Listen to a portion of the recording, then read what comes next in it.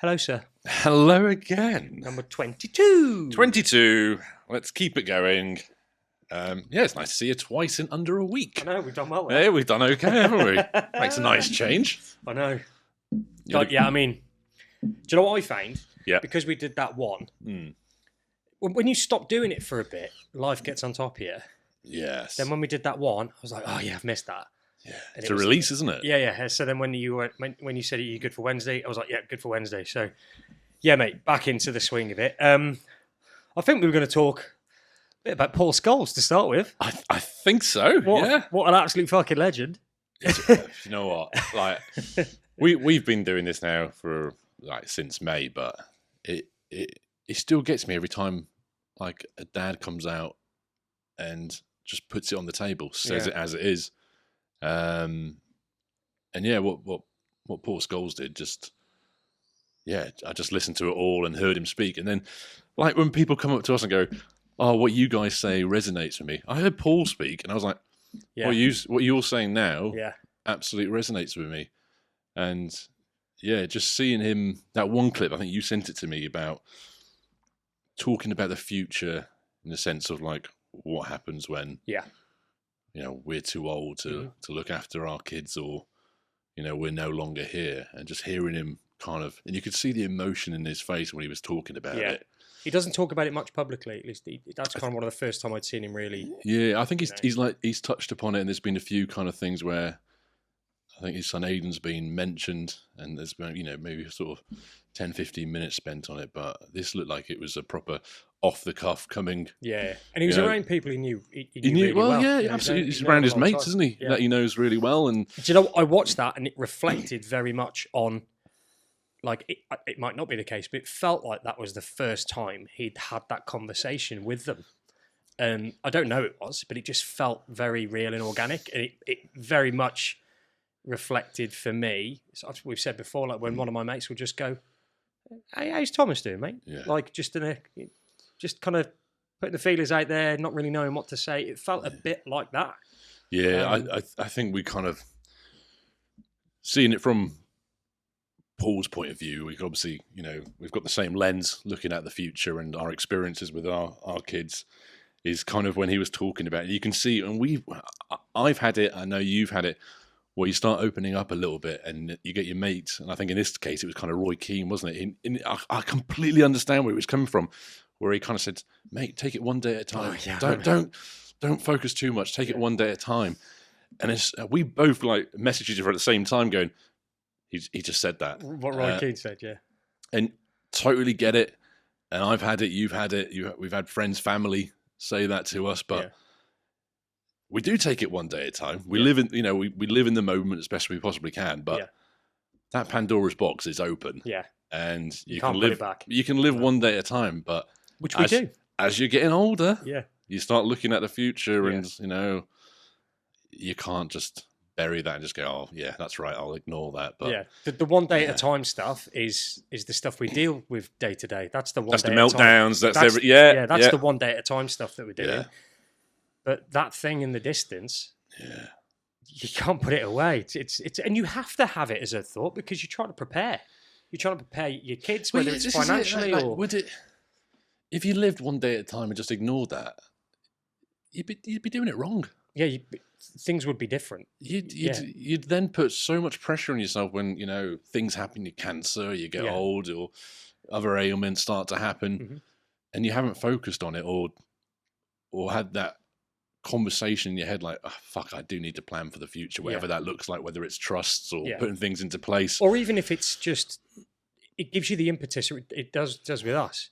It's given us the impetus a bit more to really get his communication going. Yes, because it's that thing where if I didn't have that worry or concern at some point down the line, I don't just that know. laissez-faire attitude. It'll work itself out. Exactly. So I do think it, at least for me anyway, it drives me to push those kind of things. Yeah. But it was a hell of a conversation. And it is, I think, in it, again, it shows that no matter what background you're from, financially, celebrity, whatever, when it comes to parenting an autistic kid, we are all in the same boat. Yes, some of us are more financially better off than others, but the emotional side of it, like we're all going through the same shit. Mate, yeah, absolutely. And I think we've touched on it before. You can be you can be like us, just a couple of working class lads from Shropshire. You can be, a high city banker, or whatever the case may be. At the end of the day, it's the same worries. Yeah, it's exactly the same fears. You're doing the same dreams that you had for your kid. Yeah, it's a shit leveling off, isn't it? Yeah, It just levels everything off. Where did you see the podcast Steve did afterwards? Yes, that was interesting. That's what really surprised me, is because he was so blown away. I mean, he's basically become an advocate. Yeah. And he has been an advocate anyway, but I think he was so blown away by the response and the effect that he was having on other people. Yeah. And that's a lot, because again, we don't know Paul Scholes, but he always strikes me as somebody that was. I think he says it himself, and the lads he played with just said, you've always kept yourself to yourself. You're quite a reserved, whatever it was chap about that. You don't. But I think that's why it's hit him. Just coming out and just saying, I'm going to do this. I'm going to make a decision now that, essentially I'm kind of stopping work, or the punditry side of things to focus on Aidan. Yeah. It hits home with a lot of us. Yeah. It goes, do you know what? Yeah, shit. Yeah. Did you see a lot of the comments? He did a post, I think it was today or yesterday. It was just like a load of the comments that had come through.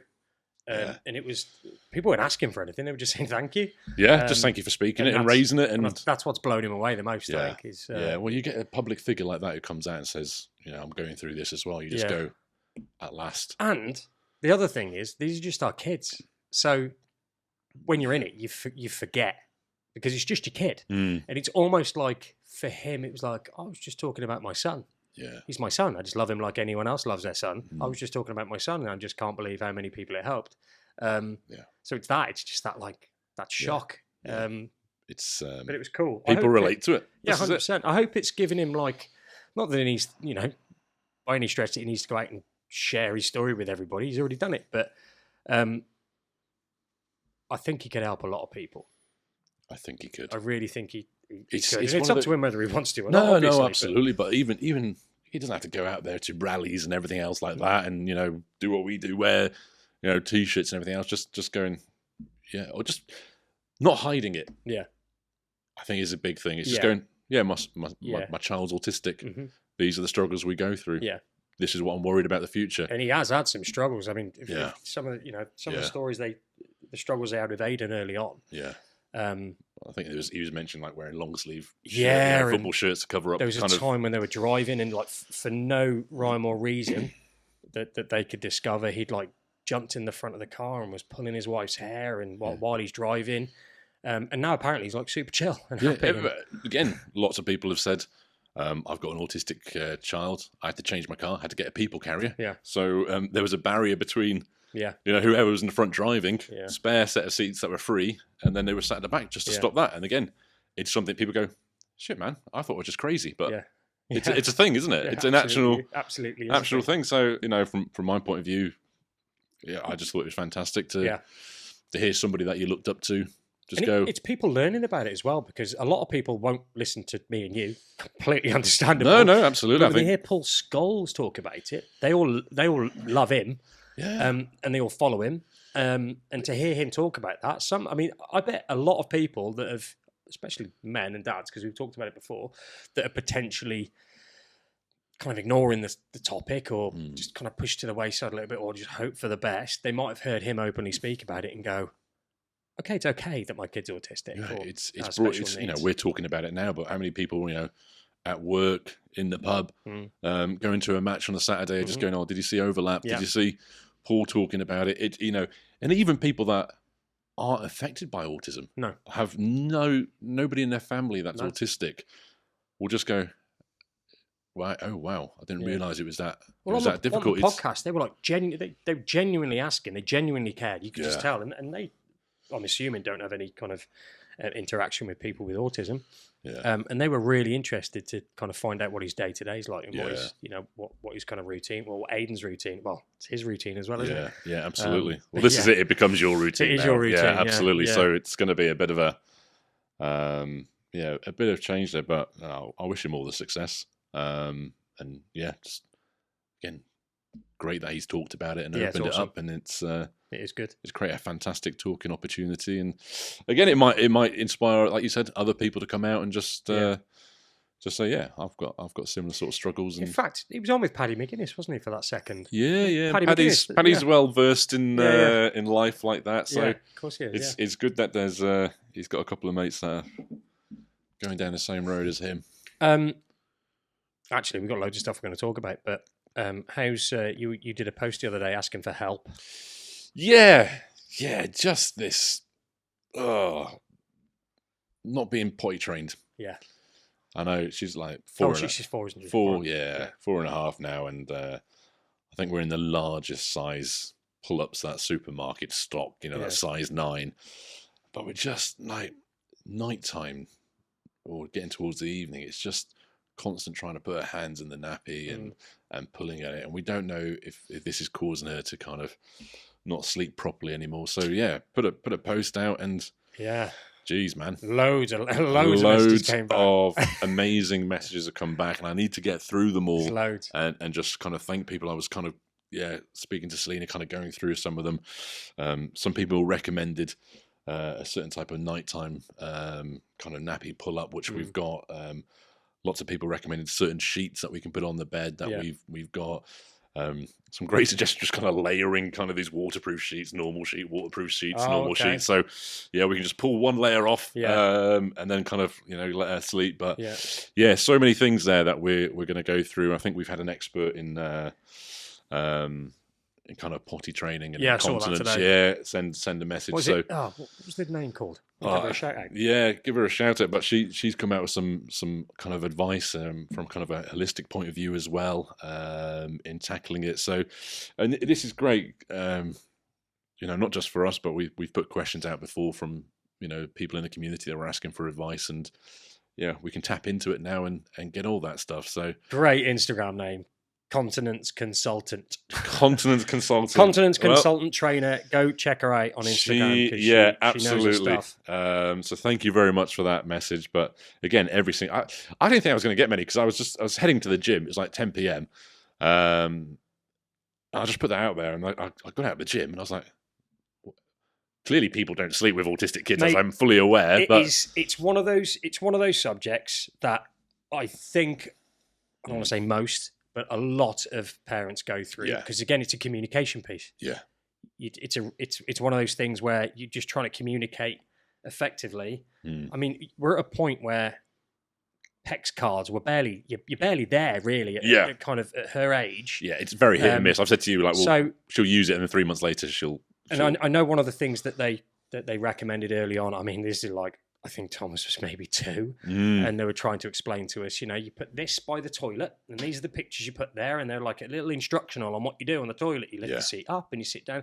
I'm looking at it thinking, he doesn't know what basic PECs are yet. How is he going to read that and go, okay, I need to seat up. Cool, this is great to have in the toilet wall, and then go through this whole instructional. Like an IKEA instruction manual. Yeah. So I was thinking and he was 2-ish.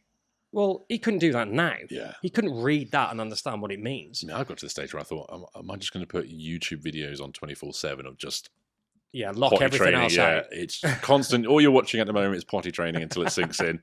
But yeah, it's actually, funnily enough, because then we had the same issue last night. Well, yeah, we've got a WhatsApp group for the dads that have been on the show, and then we were talking about what I had asked, and then lo and behold, there must have been something in the water, mate, or something in the poo. Something in the poo. Because you put a video clip in there.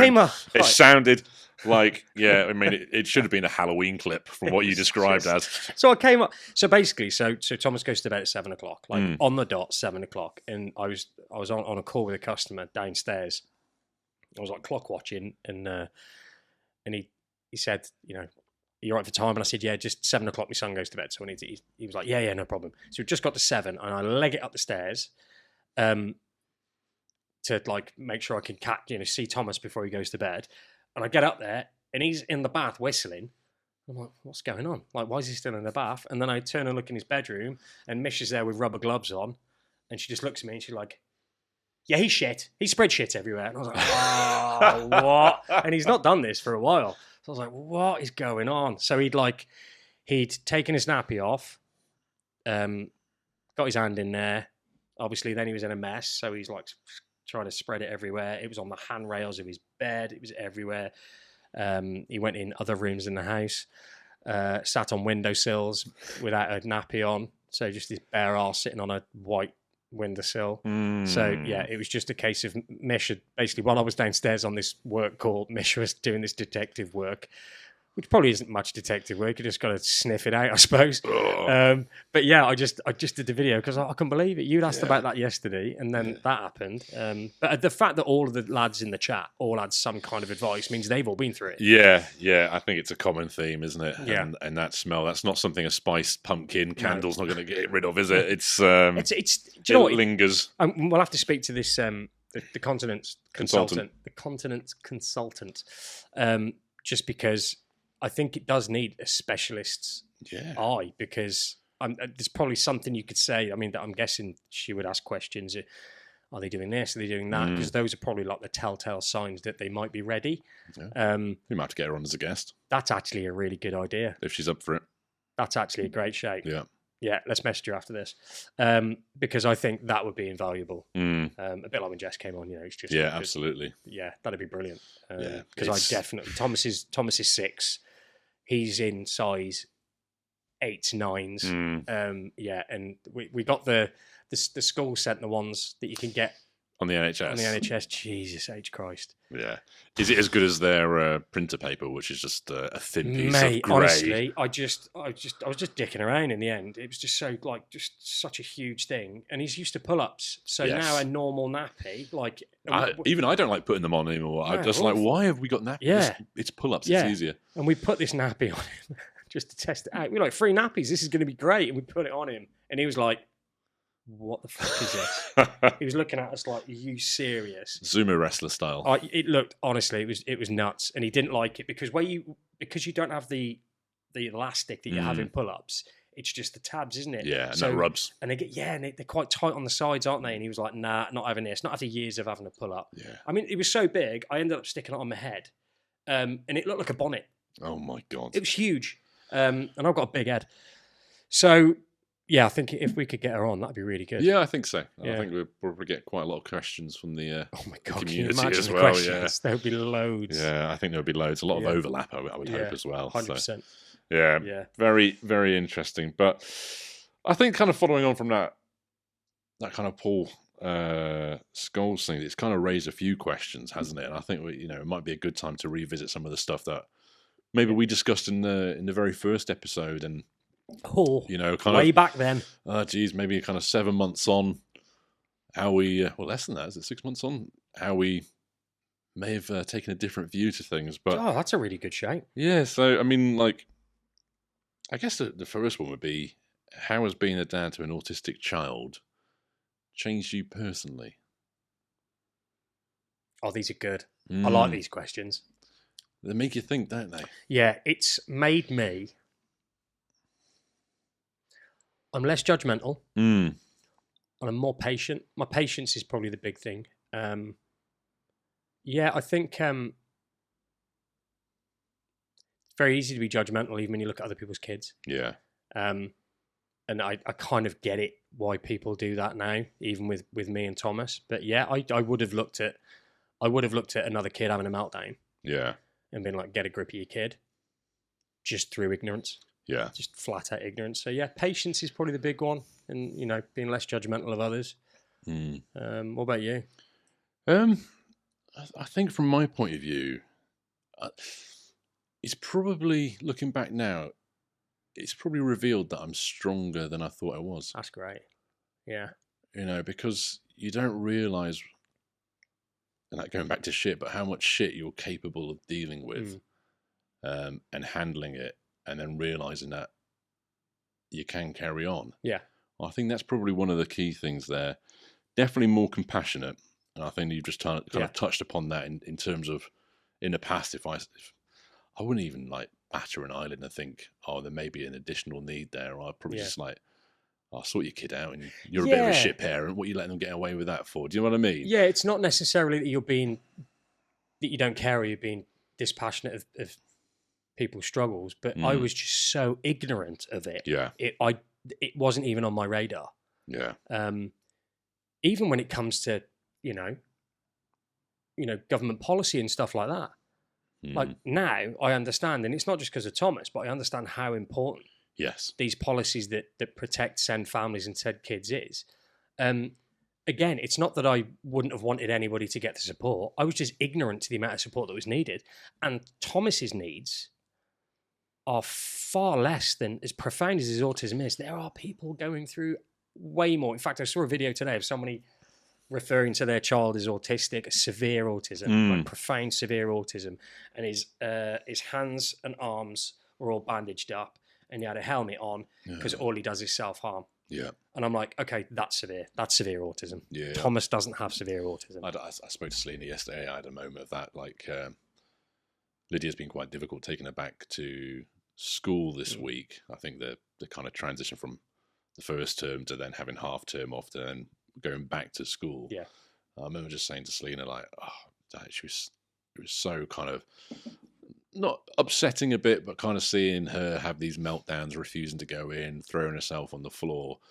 And I was just thinking, oh God, why this is so difficult, And then a car pulled up next to me. It was a van, and then they pulled out a wheelchair from the back of the van, and I was like, gave myself a bit of a shake, and give your head a wobble, gives you the reset. Yeah, just get on with it. Yeah, sort of thing. So yeah, those are probably the things that kind of changed, I think, over since we've been doing this podcast. In terms of, again, we've discussed this. What expectations did you have to let go of?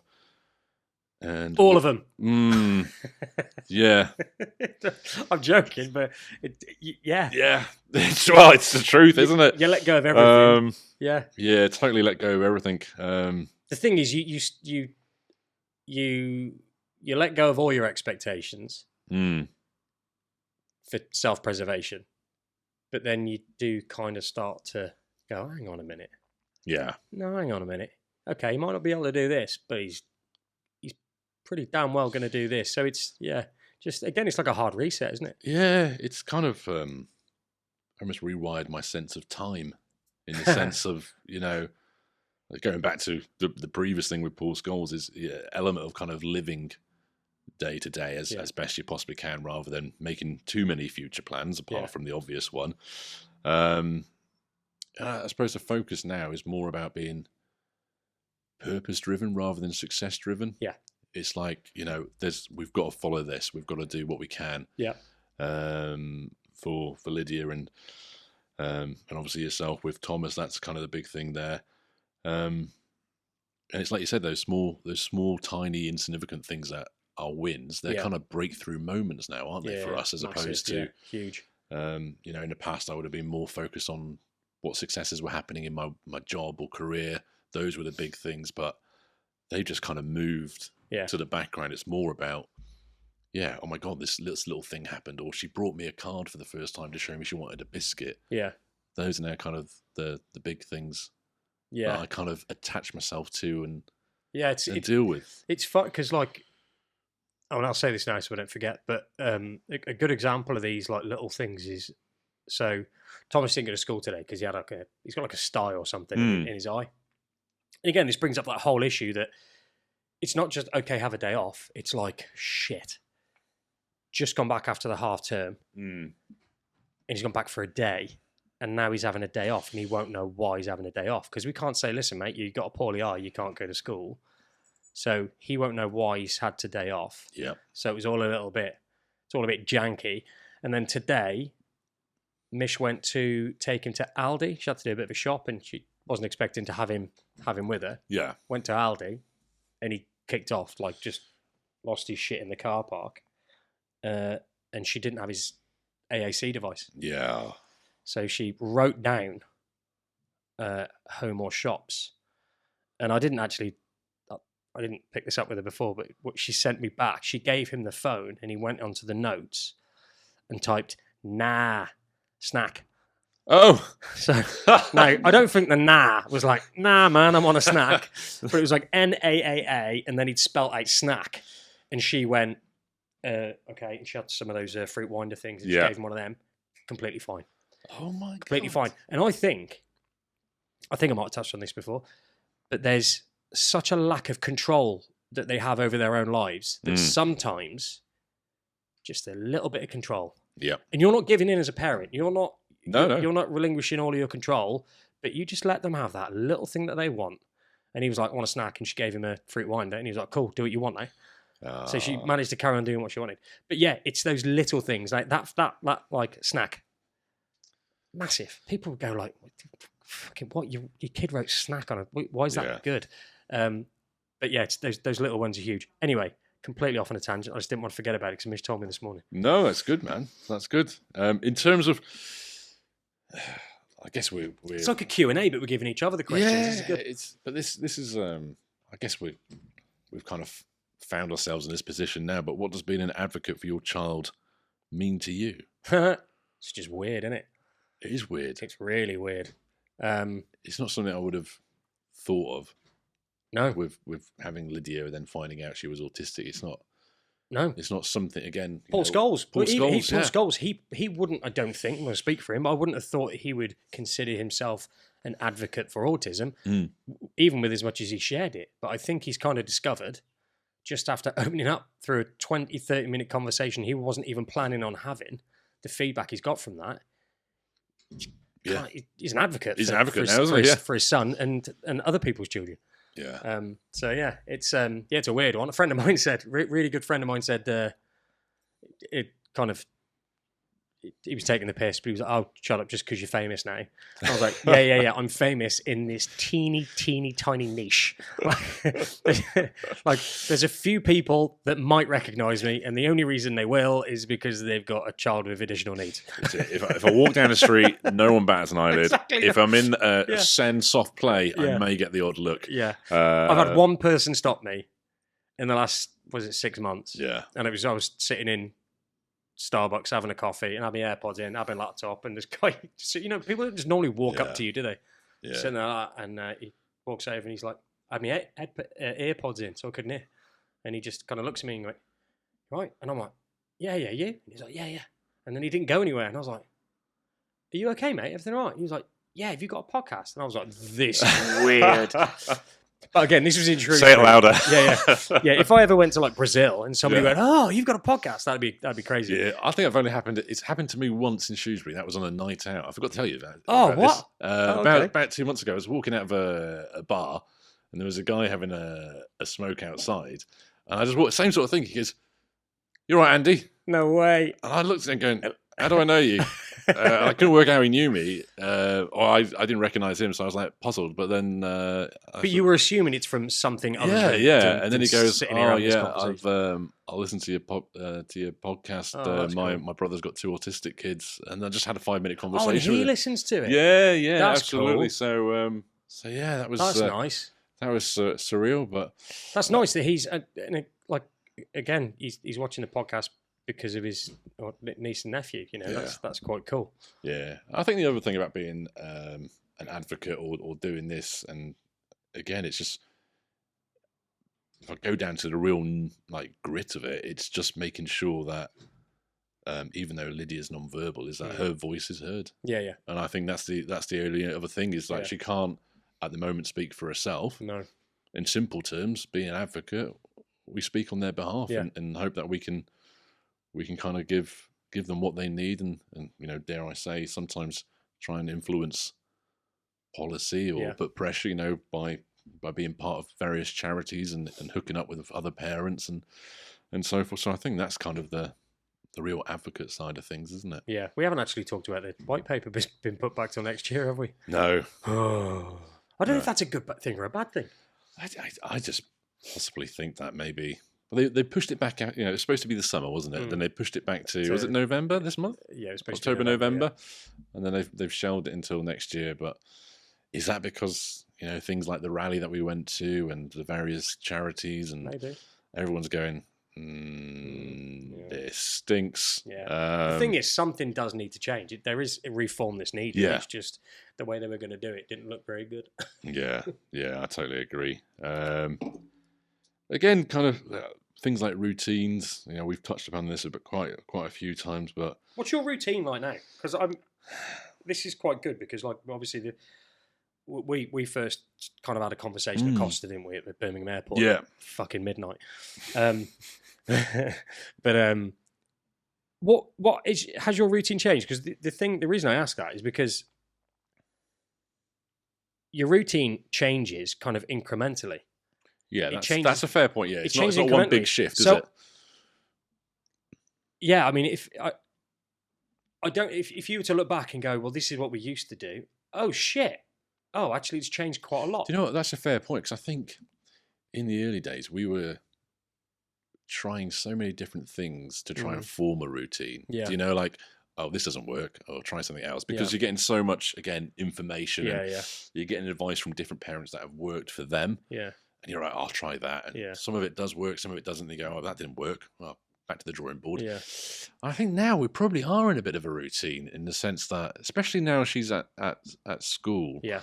It's very much kind of, right, we try and get her to bed at a certain time. And, prior to half term, it was proving more successful than unsuccessful. Yeah. When we woke up in the morning, we had the picture board with, whose car we were going. Was it mummy's car, daddy's car? A picture of her teacher, also a picture of the school and everything else like that. So we were starting to do that. It'd be downstairs. It would be a bottle, breakfast, and then, out. And then obviously come back. Lydia's routine was that she wanted to go straight in the garden to deregulate, to kind of just explore and everything else like that and unwind. So, I kind of, maybe not through deliberately trying to have a routine. No.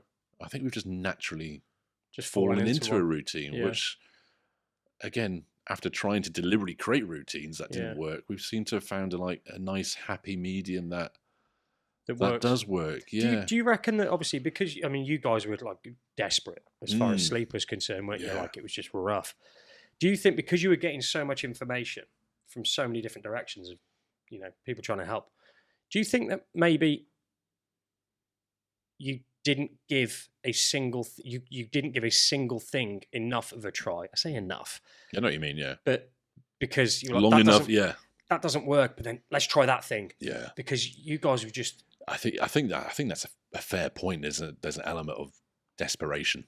Yeah, I would. Real desperation, and like when you've had best part of 4 years, like doing shifts and swapping over at like 2 o'clock in the morning, and then going doing a full day's work, and everyone being tired and everything else like that. I think you just want to find that elixir that does work. So I've said to you in the past, like we spent so much money trying different things, or potions, and the snake oil salesman and all that sort of stuff. Oh, try this. It's it works for autistic children. It helps them with this, and you do just try everything. So there may be an element that we may have given things maybe a couple of weeks and just gone, oh, fucking hell, this doesn't work. 2 weeks is a long time. Yeah, well, not all of it. Some of it was less, but I think but with certain things that cost a lot of money, we gave longer to try. And the problem was, there was no pattern. And I've said this before, like you'd think you'd had a eureka moment, a breakthrough, and you go, oh, yes, this is it. Yeah, we've had 2 nights. Yeah, we know what it was. Yeah, it was this. Yeah, third night, back to square one. Yeah, and the night after, and the night after, and the night after, and you keep sticking with it and going, oh, what's no rhyme or reason. What's changed? Yeah, why isn't this working? Yeah. And then you just like, right, okay, on to the next thing. Yeah, we'll scratch that one off now. Yeah. We'll move. And dare I say, there's probably stuff that we did try and chalked off as being a failure, that maybe she was too young. If we tried it, 6 months later, it could have worked. Yeah. But I think, it's hard.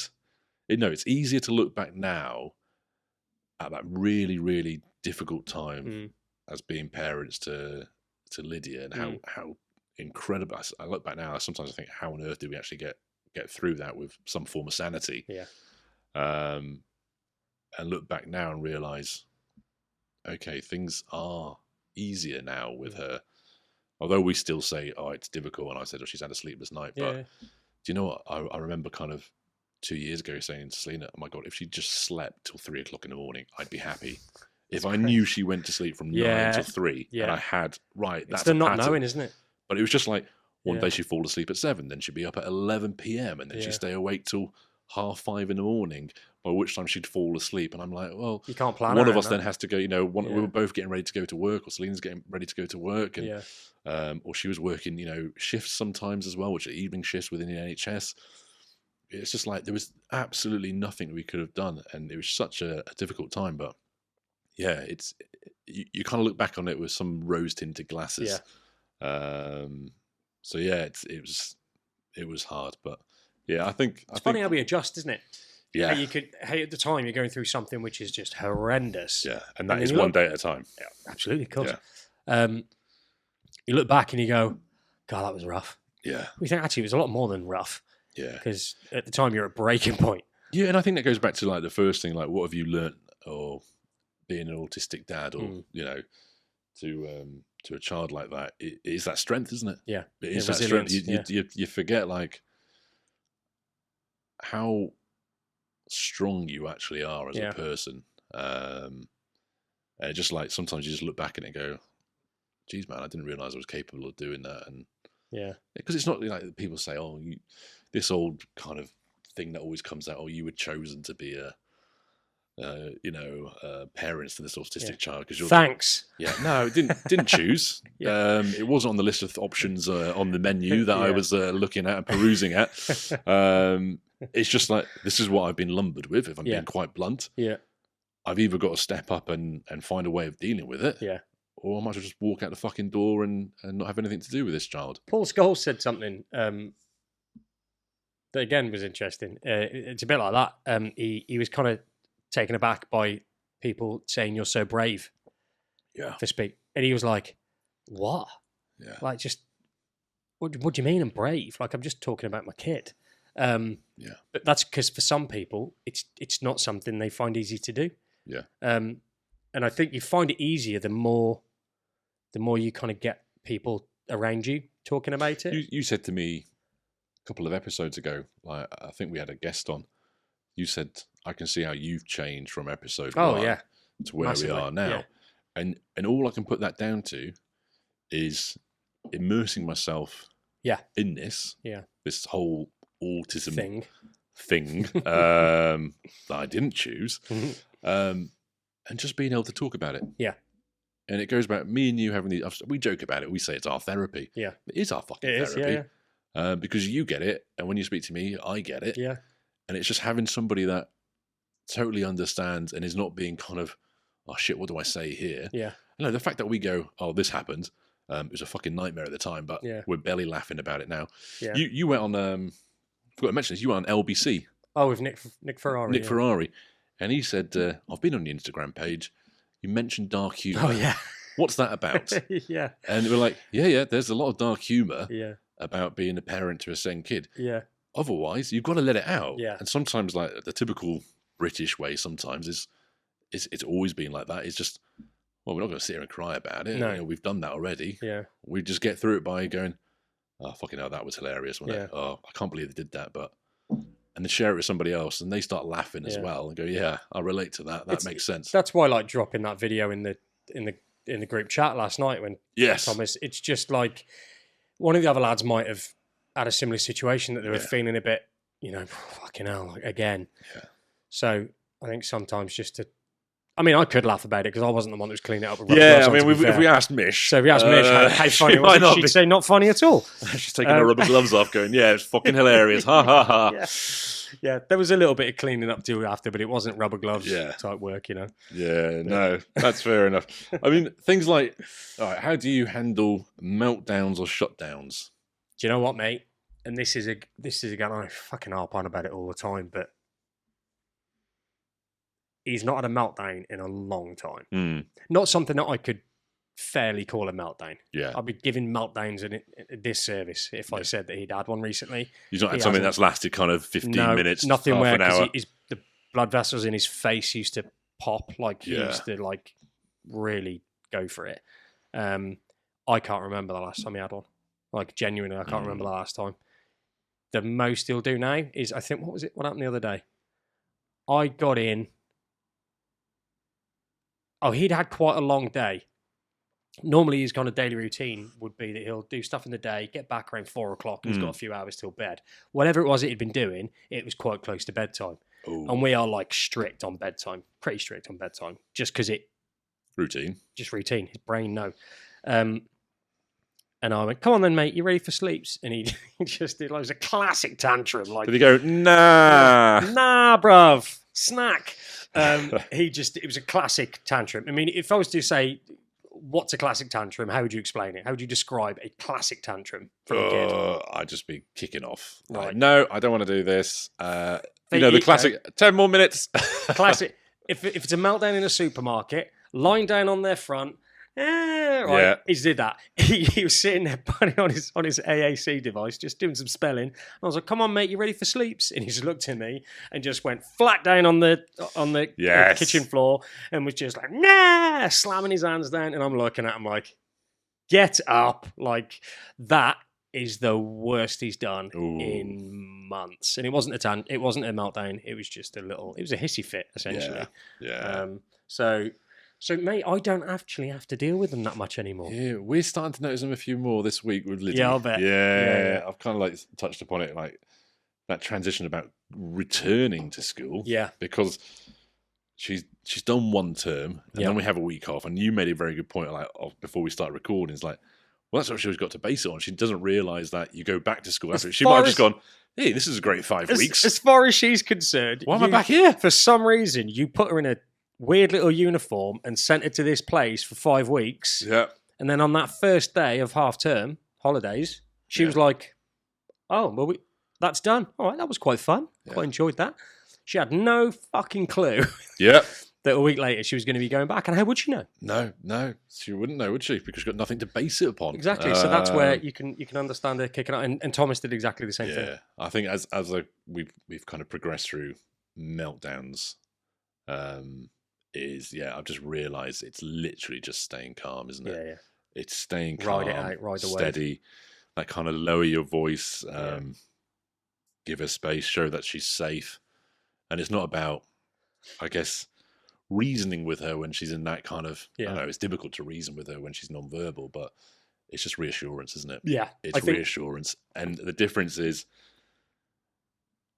2 years ago, I may have been a bit more concerned about what the people around me thinking. Yeah.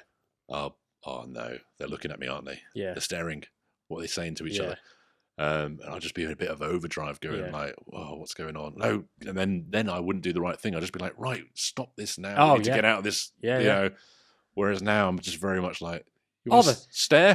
Do what you want to stare. The progression I've gone through from how I've dealt with it, even when he was tiny, like, and I've kind of said this before, and you know, it's upsetting, but like, even when he was really little and there was no way of getting through to him, I'd lose my temper and just like scream at him. Yeah.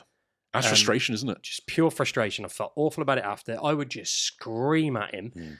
And what's interesting is it made no difference because that social connection isn't even there enough for me to get through by screaming. Scare him essentially like a parent, scares their kids into doing as they're told.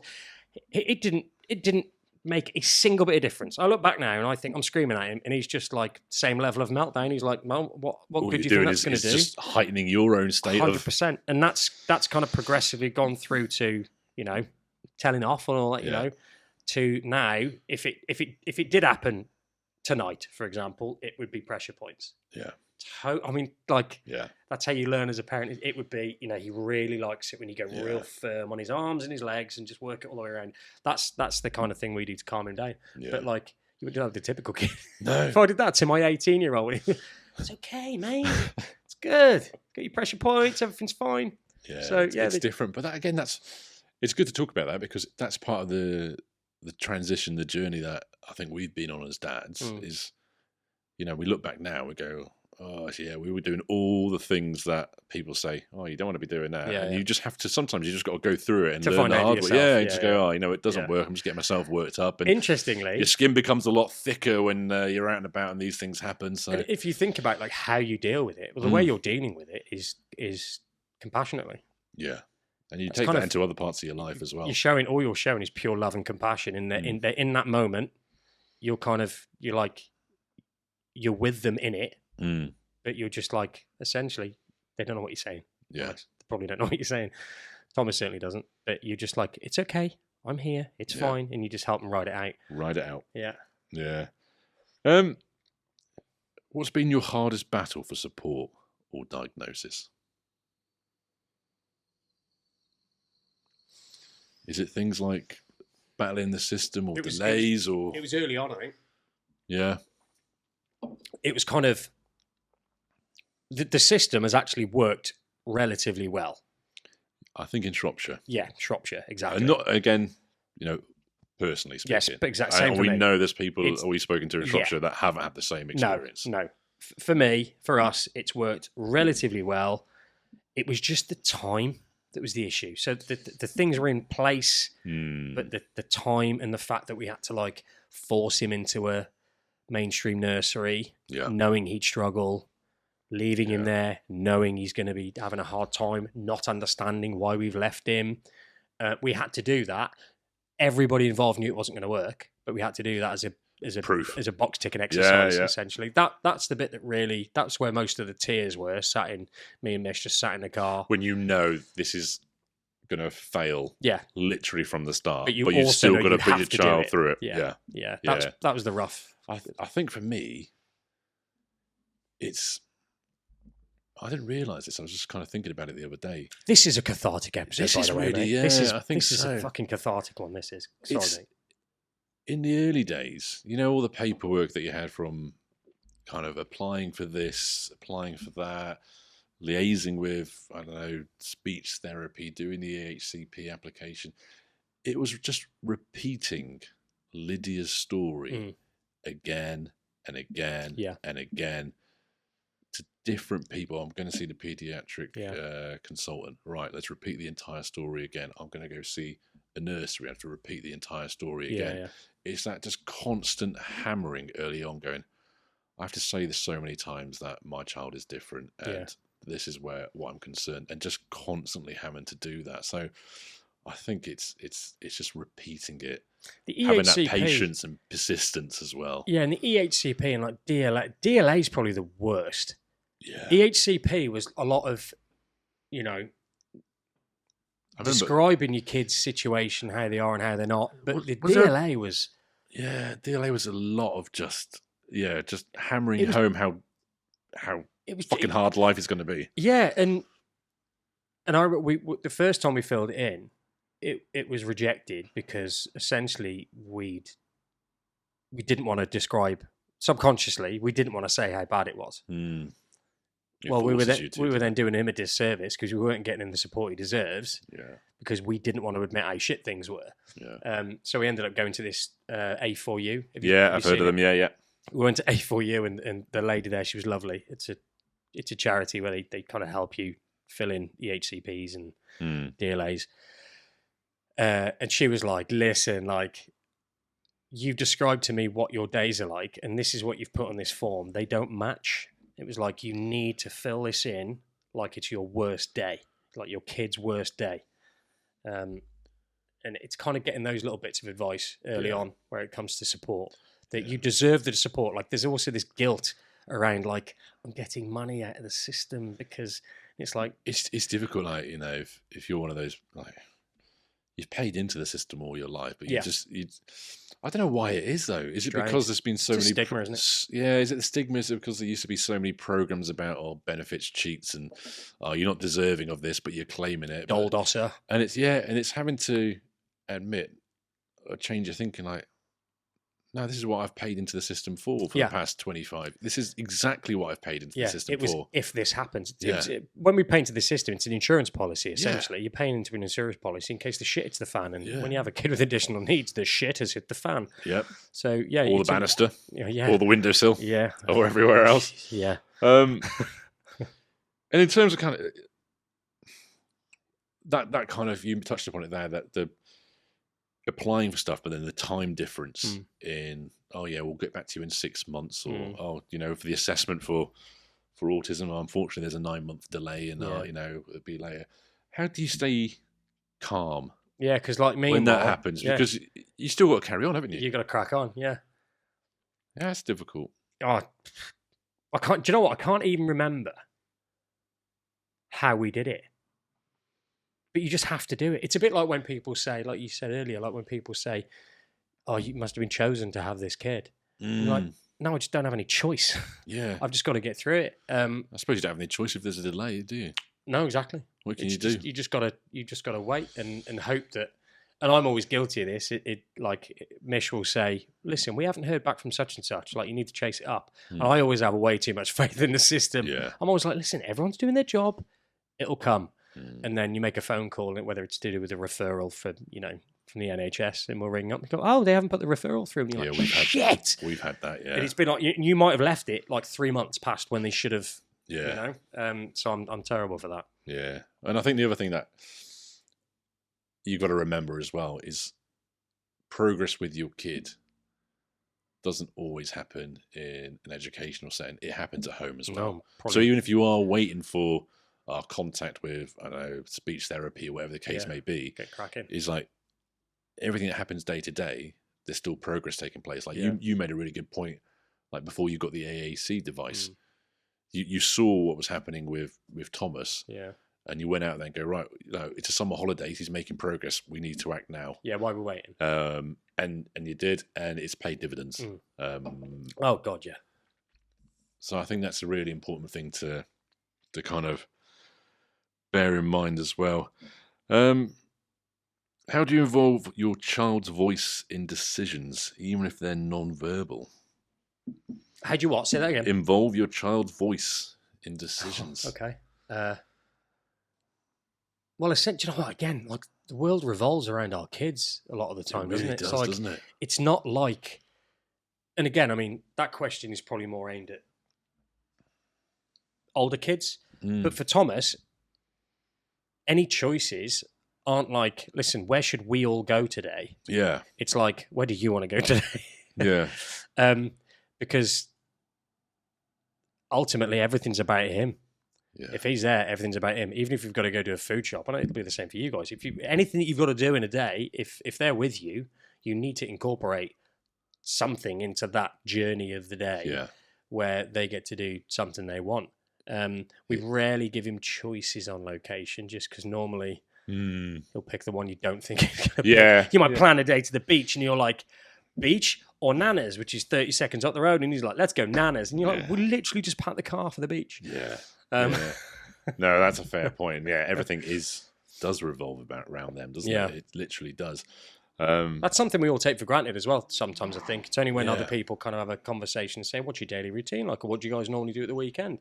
A lot of people, when you ask, say, "What you're going to do for the weekend," your answer a lot of the time is probably going to be everything to do with your kid.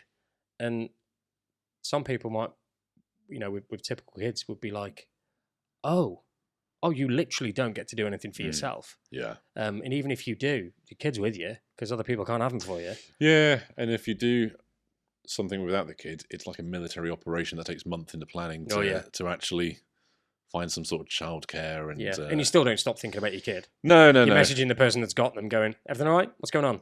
Everything fine? Are they asleep yet? They're still awake? Yeah. Why are they still awake?" I think Selena and myself, we managed to go out for Sunday lunch a couple of weeks ago. Yeah. And it took about, it was slightly off the cuff, and we're just like getting in touch with various people. Can you just look after Lydia for a couple of hours? Yeah. And Selena's son Will looked after him, and I think we just sat down, just ordered the food, and then he texts going, "Oh, you need to come home. She's kicking off." So it's just How old is he? Coming up to 16, very close to 16. Fair play to him. Yeah. I mean, we were only kind of 500 meters up the road. So, Wasn't too far away. I was just like, that's Yeah. typical. And the thing is, even like a couple of hours, that would be huge. Like for some people, that's all they need. I just need a little bit of time away just to kind of reset again. Keep saying reset. But yeah, sometimes that's all it takes. But then you couldn't even have that before. You had to I mean, we did stay and finish. Finish the food. You need to food. watch on a meltdown. Deal with it. Yeah, I'm eating me dinner. The frustrating thing is like we finished the food, got there, and then he takes back in. Just as we were about to walk through the door, he goes, "Don't worry, she's fallen asleep." I was like, okay. Oh, did you go back out and have a dessert? No, we just made use of the quiet, which meant tidying up and everything along those lines there. This is a good one. Obviously, what's your child's special interest and how do you join in with it? Spelling, in case anybody doesn't know. That's literally all he does now. It was traffic signs, and now it's spelling everything in sight. Which obviously I think is amazing. So yeah, I mean, a lot of times he's got the iPad 8. I'll say, listen, mate, do you want to do some spelling? Mate, it's just not. I keep having to tell myself, like, it's not that long ago we spelt car 8, and like now I can go up to him and go, hey mate, do you want to do some spelling? And he then spells spelling, and then I'm like, okay mate, can you spell elephant? And he's like, and just types it out, and you're just like, how is this happening so quick? So you're just kind of asking, spell this. Yeah, and spell that. And what he'll do is you'll say, can you spell this? And he'll do it, and then if you don't say another word, it'll like give you a little. Come on, give me another one. Like there's like a dope. I think he must be getting like. I imagine, right? If you get all the way to 6, for example, and the only dopamine you're getting is from yourself. When you get to a point where you can interact, where somebody can ask you a question and you get it right, like that must be so nice. Yeah. Because our kids, babies, like we gradually, toddlers, they get that over time. Whether it's learning to count to 10 or gradually they get that. But then suddenly Thomas is at like 6 and he's like, oh, this is nice. Like I'm getting a little dopamine reward in the head. Ask me to spell this. I go like spell daddy and he's like, that's easy. Give me another one. And you're like, mate. And it's nice because he's interacting as well, isn't he? Yeah. He's getting joy from interacting with you and Mish as part of this now dopamine hit of you asking him to spell this. So rather than him just being by himself, and it's now like, oh great, I can share this with somebody else, and it must be so nice to. It's that way in. What about you? Lydia doesn't have special interest. So I think the only way we kind of do that is like interactive play, isn't it? It's just immersing myself in her world. Sometimes she'll come over and just put her hands out. We know that she just wants to hold her hands, and she'll lean back as far as she can, pull her back in, and she loves that sort of thing. So it's stuff like that. She likes physical stuff, doesn't she? She is proper, rough and tumble.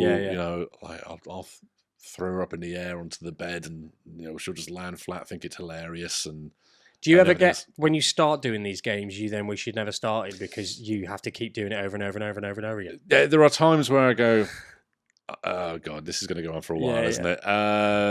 So and it's like we said last week, isn't it? Once a kid brings you a pair of shoes, you've got to just these moments are special. So we just kind of carry on, because I'll probably get to a stage where I won't be able to pick her up and chuck her, and I'll miss that. So we do that. There are times where I get told off by Selena. Why? For doing that, because she'll come out of the shower and it'll be bedtime, and I'll initiate a game of just this sort of rough and tumble. Classic dad. And she'll be like, yeah, she's not going to go to sleep now. And I'll be like, well, I'm off to the gym. See you later.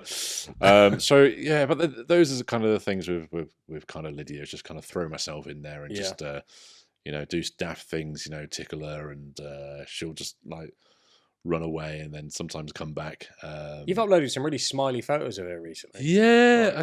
She's, we went through, again, looking back over the last couple of years, I just remember I've got some photos of her I've kept, which are really made me feel quite sad. Is I try and do a typical thing of like, take your daughter to the park, and I'd go to the park and there'd be like all the other families there with their kids, and I'd put Lydia on a swing, and it was at the time where she made zero eye contact. Yeah, And I just remember like pushing her on the swing. And I wouldn't even see a smile or anything. And I just remember thinking to myself and saying to Selena, she just looks vacant. Yeah. Like there's nobody home. Yeah. I don't even know if she's enjoying this. Yeah. I'm just like going through the motions, like, and then like, this is what you're supposed to do with your kid, isn't it? Take it to a park, and I'll be pushing her on the swing, and she'll just be like looking into the distance, like deadpan face. Yeah. She wouldn't like be interested in a lot of the play equipment. She'd be more interested in the playground bark. Yeah. Just picking it up, dropping it, you know. Yeah. Putting it on the bottom of a slide rather than going on the slide. And then, we'd have like 20 minutes there, and then I'd go home, and I'd just be like, was this a fun experience or not? Yeah. And now she's like, she'll make eye contact. Yeah. She'll like follow you across the room. She'll come up to you, look your face, straight in the eyes, and when she laughs, she looks at you. So it's like completely different to what it was a couple of years ago. But going back to the photos, my phone, for every nice photo I've got of her smiling, staring, I must have had to press that shutter about 50 times to get that one photo of her looking at the camera. All autism parents will know that, where you just click, we got a good one. We got a good one. Yeah, we've finally got one. I'll delete the other 49 where she's just like looking everywhere else. Yeah. I mean, we got a school photos from... what were they like, by the way? Sevendale. Yeah, beautiful uniform and lovely background. I think they sent us 2 photos, and they were just of her kind of looking, like her eyes are somewhere else. We just said, we took a photo on the first day, where she's got a lovely uniform on and everything else like that, as most parents do on their first day of school. Took 50 photos. One of her staring nicely at the camera. Yeah, we thought we'll just stick with that. Yeah. That's something that comes up. But it's interesting. I forgot about that. Looking back, we just stuff like that. We've got like the folder of all of the videos and photos. Like I always say to people, like get evidence if you're early on in the the diagnosis journey. Get evidence, photos and videos of stuff that your kid's doing. We've still got that folder on our iPhones, so you go in there every now and then and you look at the things that you were using as evidence for the autism, and it's quite jarring. Yeah.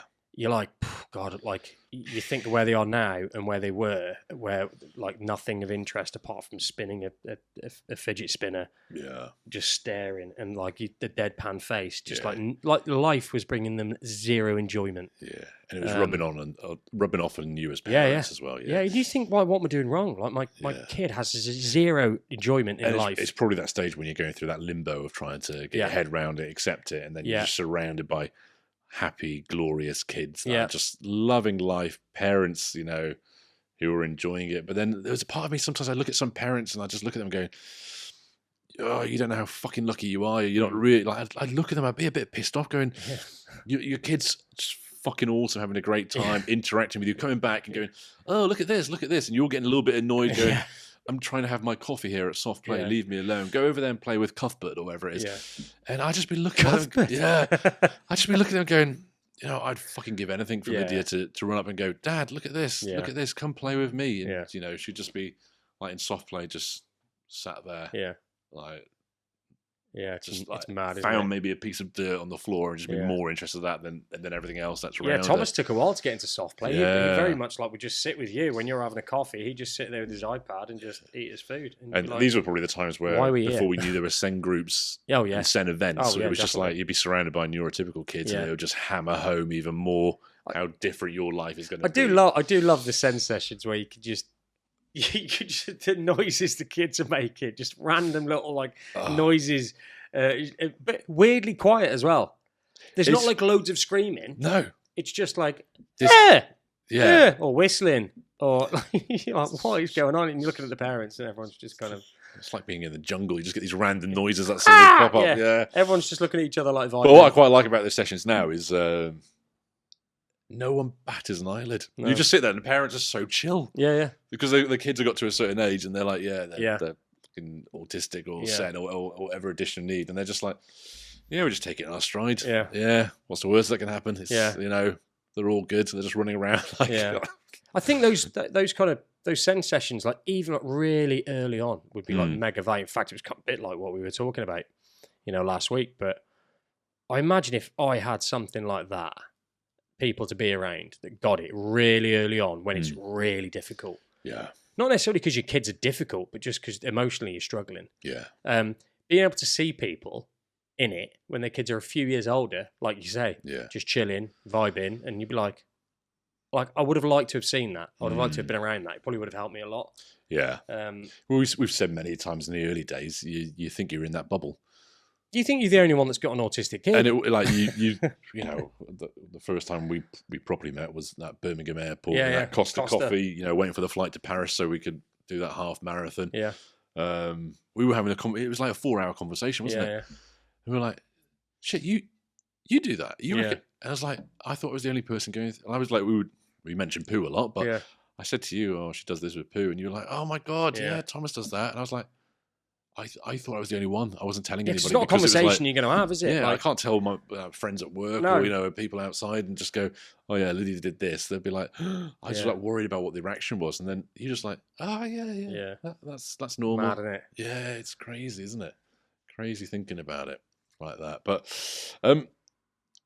what has Thomas taught you about life or patience? This is do you know what? Life's too short. That's probably what I've learned about life. Yeah. It's given me a rocket up my arse. Appreciate life more. Yeah. Appreciate how short life is. Because it's super short. Like I think now, and life gets shorter when you've got kids anyway. Like I used to remember even in my like early 30s, and I had Aiden then, but he was typical. And like time didn't seem to be going that fast. Yeah. But then since Thomas, like it's ramped up something silly. I feel like Christmas was like a couple of months ago. Yeah. And it's nearly back around again. Yeah. And patience, you know, you can't not be patient when you've got, you know, a kid with additional needs. Yeah. I think it's taught me that the real patient isn't about waiting anymore. It's about accepting the pace of life that we've got at the moment. And it's finding beauty in, I guess, the small moments and realizing that progress is measured differently. It's kind of measured with love with, you know, autistic kids. Yeah. It's slightly different, but yeah, it's if I've said it many times, like I said to Selena, like I can't believe she's 4.5. Yeah. And I just want to pause this bit and just, you know, I'd be happy. I'd pause it now and just say, oh, just stay like this. Yeah. But yeah, it's just gone so quickly. I still don't know. I need to like meet a 6-year-old. Like I need to meet a typical 6-year-old because I have no clue what Thomas should be doing if it had been typical. I haven't got a clue. Well, I want to have a conversation with a 6-year-old and just see what. Would that be a good thing or a bad thing? Would it be beneficial for you to know what a neurotypical 6-year-old purely out of is interest. like? I am so in love with his autism. I wouldn't be doing a like for like comparison of where I wish he was. It wouldn't be that. I'm just like interested. I just want to see if I can hold a conversation with a 6-year-old and where it would go, like what we would talk about. Because just purely out of interest. I think the more Thomas is finding his way, the less I feel. Yeah, like longing or missing out. Exactly. Like I've said a million times, as long as he can communicate effectively in a way that suits him, I'm okay. If he never speaks a single word, I genuinely don't give a shit. I don't care, which a lot of parents early on in the journey would be like, what do you mean? I literally don't care. And I get that now. I've like that acceptance thing. Yeah. I'm fully accepted what Lydia's her needs, her autism, everything else that's associated with it. I am so, comfortable is not the right word, but it's it is what it is. Yes. I'm not going to change it. There's no point me stressing about it. Yeah, I'm content with it. I don't sit there longing anymore. No. Well, that's not a lie. There might be the odd day where I just go, rough day. This has been a rough day, or why me again? Give my head a little wobble back in the game, that sort of thing there. But yeah, I'm very much like, this is Lydia. This is who she is. Yeah. I'm happy with it. Yeah. I'll I've said before, my sister's got a daughter that's literally 6 months older than Lydia. And, in the family group, I've seen the pictures of her going trick or treating, dressed up. Yeah. Again, we were going to take him like pumpkin picking. Yeah. But again, we were like, does Thomas want to go Pokemon? Yeah, well, this is it. You like, gotta you know, go. And I think Actually, I'm not that bothered about going. If I think he a few if he years doesn't ago, want to go, those sort of pictures that they'd come home, they'd sting a little bit. You know, it's World Book Day, and Yeah, everything else like this. On Yeah. you know, seeing her having conversations and interacting with me when she saw me last, and I'd be like, oh, this is like a reminder of what it could have been, and it'll, you know, a life shit, isn't it? Yeah. Very much now it's like, oh, you know, she's fantastic. She's fantastic niche. She's bright. I'm genuinely like, yeah, you do what you can and be as happy as you possibly can and fulfill your dreams and everything else like that. And there's no kind of, it sounds bad, but there's no bitterness anymore or that kind of feeling. No, I used to get real butthurt. Seeing other kids doing well. I mean, what a thing to be. Yeah, to get shitty about it. I know it's I want everyone else to feel what I'm feeling. And, especially with children are involved. Oh, look at your kid developing so normally. Yeah. Like, how else would you want it? When you say it out loud like that, it sounds bizarre. Yeah, it does. It sounds like a completely bizarre thing to do. Go. Yeah. Oh, I wish nobody else was. I wish you could feel what it was like to have a disabled child. Yeah. Why would you want that? It's absolutely ludicrous to say. Fucking horrendous thing to say. But it goes through your head. It genuinely goes. Whether we can laugh about it now, dark humor. Yeah. We can laugh about it now and just talk about it. Yeah. But I wouldn't mention it a couple of years ago because I sound like a right fucking nutter. Yeah, exactly. But it goes through your mind. Yeah, 100% it does. And it's not because you want someone else's kid to be disabled. It's just you look at the other parent and how blissfully, they're going through life with their child and being a parent. But yeah, you wouldn't want it. And then it opens up all those questions again. Why was it? Why me? Was it? Exactly. And there is no reason why you. It was just that's the card you were dealt, mate. It's just one of them. What are you most proud of right now, then, regarding Thomas? I could just go to the easy spelling, but that's not something I'm proud of. I'm proud of how well he just gets through life and situations. Like for Halloween that Friday, they were like, if you want, you can dress your kid up. Yeah. Like we weren't always able to do that easily. It would almost be like a little token Halloween thing he'd be wearing, but he'd still have his uniform on because the idea of putting him in something different, like most kids, you can dress them up, send them to school, and they can have a fun day at school dressed as something for Halloween. Oh, I'm more excited because they're dressed up, than a normal uniform. But it hasn't always been that easy because, you don't want to trigger something that, A, they might just be logically thinking, I'm going to school and I wear my school uniform, or B, you put them in something and they don't think they're going, and then you send them on the bus. Yeah. So, like, the way he copes and manages with situations, his ability, considering where he was from, which, like, was just that staring, spinning. And I say this because I want people, I was fucking harp on about it, people probably telling me to shut up when they're listening to this, but, like, if your kid is just doing this, or just doing this. Yeah. Don't write him off. Yeah. Don't. Because that's what Thomas was doing. And now he's on a board spelling words and telling his mum to piss off because he wants a snack. Like, yeah. So I'm honestly, mate, it's hard. I'm proud of everything. What about you? I mean, it's got to be school. Yeah. She's been killing it. Yeah. It's because she's got into a routine and it's seeing her confidence grow. Oh, that's nice. That is part of that, isn't it? That's a nice one. It's seeing again what you just said there. My daughter being right, me going, there's something wrong with her. And I use the word wrong because I just want to speak freely, and people might go, oh, that's not the right thing. I don't fucking care. Yeah, it's me going, there's something wrong with her. She's not like everybody, all the other kids that I've seen. And it was again, Lydia was this. It started off like, well, that's slightly unusual. Yeah. And then she'd bring it, then a week it'd be here, and then here, and then she'd just be bringing stuff right to her eye. Yeah. And it's just like, and being vacant, living in her own world. Now I'm seeing this kid that's confident. She's leading us into the kitchen. She's I want this, in her manner, coming home and just like, oh, I'm home, running to her play box and just grabbing other noodles to dangle and stuff like this.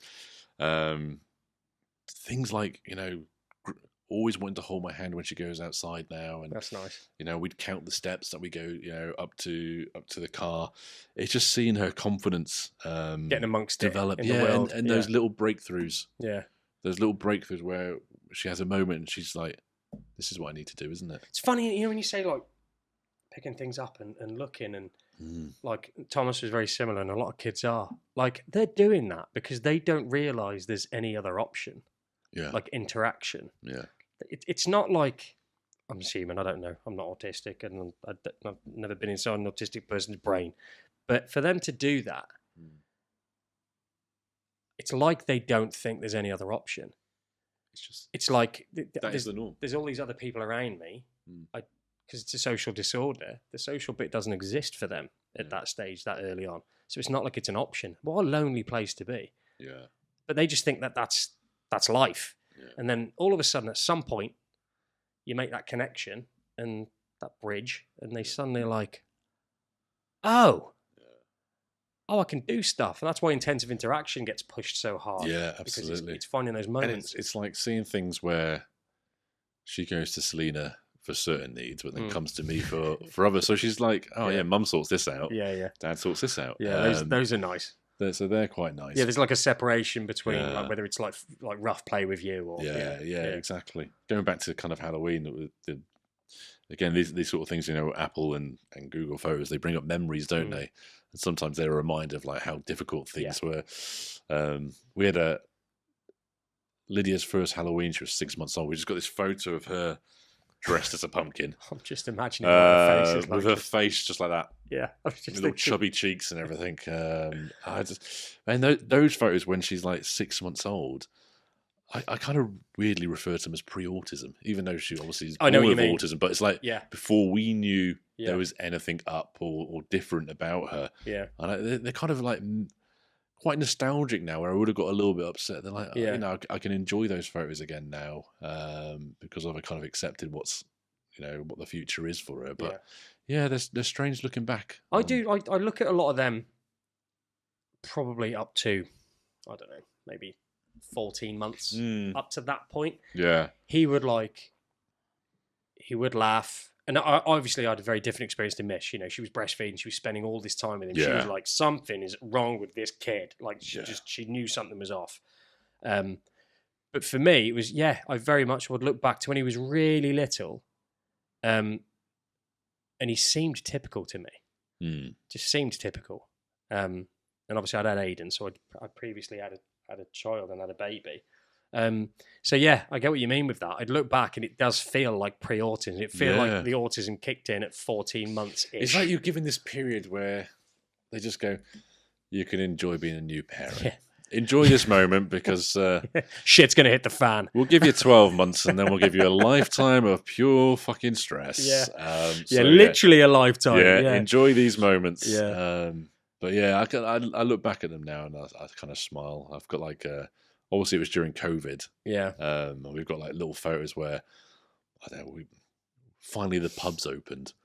I just got this like, Lydia's first outing to a pub. Yeah. We're just sat in a beer garden. She's strapped to me here, and you can just see her little head. Yeah. And like, there's a beaming picture of me having my first draft beer back in the pub, and there's little things like that. Or it's mad, isn't it? When the autism is there, most likely. Yeah. Well, and absolutely. And there's no clue. There's no clue. Everything just seems... It just comes out later, doesn't it? Yeah. And the photos are a little bit misleading sometimes because, like I kind of mentioned before, you always save that magical photo. You delete the rest where... Yeah. So when you look back at memories... You forget about the ones you fucked off. Yeah, you just look like, oh my God, everything looks perfect before she was 12 months old. But obviously... Yeah, it wasn't. It wasn't, was it? You just kind of remember those key moments there, which is nice in a certain degree. But... Again, we've hammered on about this, but it's always going to keep coming up. What worries you most about your child's future? Nothing. There you go. Nothing. Everything's fine. It's that. When we're gone. Yeah. Who will understand? Do you know what? It's for me. I'm less concerned about him ending up in a care home. I think I'm putting all my cards on his, like my son, and Lexi's younger sister, like being there for him, right? And they're awesome, and I think that's kind of where I am with Family. that. I think I'm kind of relying on family to look after him. I think my fear is, but I should be the one to do it. I want to be the one to help him when he needs something. I want to be the one because that's my job. Yeah. I'm more like that. It's like this instinctual, and it's like I might be fucking like 85, 90. Like, what problem am I going to solve that apart from something financial? I don't know what use I'm going to be anyway, but I don't want to not be there. I can't. That's literally all it is. I just want to be there. Yeah. Yeah. And we can't. No. Without them, like to your point, without them going you just before us. You just want the world to be a kind and patient, safe place, don't you, by the time you get to that age. I mean, I think the world is getting better. And this is the thing, as far as a framework, we're very much in the moment, aren't we? We always are. But if you go back 10 years, 20 years, 30 years, 40 years, 50 years, it could always get better. I'm just hoping it's going to keep getting better and it doesn't get worse at some point. And with autism rates on the increase, it's going to affect more people and more people that are in positions of power. Just statistically, it's just going to. I mean, Ed Davies, he's got a kid who's autistic, hasn't he? There's going to be other politicians. I think someone in America has. Can't remember who it was. But I'm hoping it's going to get better. Yeah. I think it's that, isn't it? That's the biggest fear, and it's we touched on it. It's doing as much as you possibly can to ensure you're here as long as possible. Yeah, it's like I don't want to be hit by a car in a year's time and fucking that's it. I'm gone at 43, 44. Yeah, but that is something you can't do anything about. You can't do anything about, or having a lifestyle which means that you're limiting how long you're going to be around for. Yeah. It's I'd love it if I made it to 85 and still, have my mind intact and everything else like that I could offer something. We should do an episode on kind of health. Yeah. And the things that actually move the needle. I mean, muscle mass is one of the biggest predictors of longevity over. It has a more positive effect than smoking has a negative effect. Yeah. I think the negative effect of smoking on mortality is like 50%. The positive effect of training, like doing strength training three times a week, is like positive 350%. Wow. On all cause mortality. So that's all causes of death. Yeah. So it's like these are the things that VO2 max and muscle mass, these are the things that move the needle. So it's just they say this for mums, don't they, as well, as they get older, particularly women. It's leg strength and falling and absolutely. It's keep that bone mass density, keep your muscles strong. That's it. As long as you possibly can. That's it. Yeah, to kind of push these things away. Yeah, because when you do strength training, it's not just about your muscles. It tells the body to make your bone density stronger as well. This is it. Yeah. And unfortunately, at the ages that we're talking about, like 70 plus. It's the falls that kill you. Yeah, I've had a fall, broken hip. That's it. Those are the things. And it's not necessarily the fall itself, but it's the inability to recover from the fall. Yes. And then that always leads to more complications, or there has to be an operation. That leads to something else and leads to something else. And really interesting as well, the thing with muscle mass. Like, I'm actually doing the episode now, guys. Sorry. the thing, I was like, we should talk about it one day. And here I am going on a rant. The other one that I thought was really interesting was muscle mass for cancer patients. Is a huge difference. Because when people are going through chemotherapy, they lose a lot of muscle mass. Yes. So if you've got the muscle mass to lose, great. If you haven't got much muscle mass and then you go through chemo, that's when most people, unfortunately, don't get through it. Because it works as a filter as well for the radiation, for the radiotherapy. Oh, right. Anyway, we'll do that on another There we go. That's this will be a good episode when we come to do it. And I guess kind of final question. On this weird Q&A that we seem to have fallen into. It wasn't actually going to be a Q&A, was it? No, it's quite good that it has. We discussed a Paul Scholes thing. We ended up jotting loads of notes, which is been good to look at. How do you look after your mental health whilst thinking about long-term futures? Mate, you do that one first. I've been answering all of these first. I think give you a chance. I think it's just grounding myself Mm. in 99% of things in the present day. Yeah. I think I've kind of, since August, going back to the fitness, I've had a real focus on kind of training. Yeah. You've been, I know we keep saying it, you've been absolutely kicking the arse out of it. Yeah. Just waiting for that kind of call from M&S to start. I like training, but shit, man, you've been absolutely smashing it. Yeah, well, we do have this bloody half marathon. I wish it was a half marathon. We have got this London marathon to... Shout out to Sean. Yes, big Shawnee boy.